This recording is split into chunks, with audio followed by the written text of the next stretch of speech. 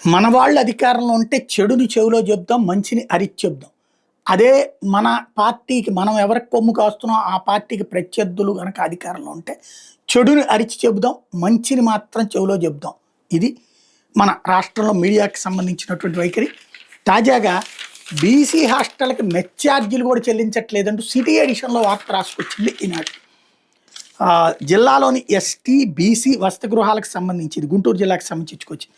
Mess ఛార్జీల బిల్లులు ఇంకా పెండింగ్లోనే ఉన్నాయి. వీటిని చెల్లించకుండా కొత్త విద్యా సంవత్సరాలు హాస్టల్ నడపడం సాధ్యం కాదని సంబంధిత అధికారులే చెప్తున్నారు. మెస్ ఛార్జీల కింద దాదాపు 1 కోటి వరకు ఒక్క గుంటూరు జిల్లాలోనే బాకీలో ఉన్నటువంటి పరిస్థితి. ఎస్టీ విద్యార్థుల మెస్ ఛార్జీల చెల్లింపు కోసం ప్రభుత్వం బడ్జెట్ కేటాయించిన సకాలంలో వినియోగించకపోవడంతో నిధులు వెనక్కి వెళ్ళిపోయినాయి. అంటే ఎవరు వినియోగించలేదు? అది ప్రభుత్వమే కదా. అదే సందర్భంలో మెనూ ప్రకారం హాస్టల్ విద్యార్థులకు వారంలో 6 రోజుల పాటు రోజు సాయంత్రం కోడిగుడ్డు పెట్టారు. వారంలో 2 రోజులు సాయంత్రం పూట, ఆదివారం మధ్యాహ్నం కోడి కూర, ఇతర రోజుల్లో కూరగాయలు, ఆకుకూరతో భోజనం పెట్టారు. వీటి కోసం కొనుగోలు చేసిన సరుకులకి బకాయిలు పేరుకుపోయాయి. వీటిని చెల్లించకపోవడంతో మరోసారి రూపాయి ఇవ్వడానికి వెండర్స్ నిరాకరిస్తున్నట్టు సంబంధిత అధికారులు చెప్తున్నారు. ఇప్పటికే కొందరు వార్డుల్లో ఆభరణాలు తాకట్టు పెట్టి చేబదులు తెచ్చి మెనూ అమలు చేశారు. జిల్లాలోని 30 బీసీ వసతి గృహాలు 2180 మంది విద్యార్థులు ఉన్నారు. చెల్లించాల్సిన మెస్ ఛార్జీల బకాయిలు సుమారు 65 లక్షలు. 4 ఎస్టీ హాస్టల్లో 500 మంది విద్యార్థులకు చెల్లించాల్సిన ఛార్జీలు సుమారు 35 లక్షలు. మెస్ ఛార్జీల కింద ప్రభుత్వం 10వ తరగతి వరకు విద్యార్థులకు 1400, కళాశాల వాళ్ళకి 1600 వంతునిస్తోంది.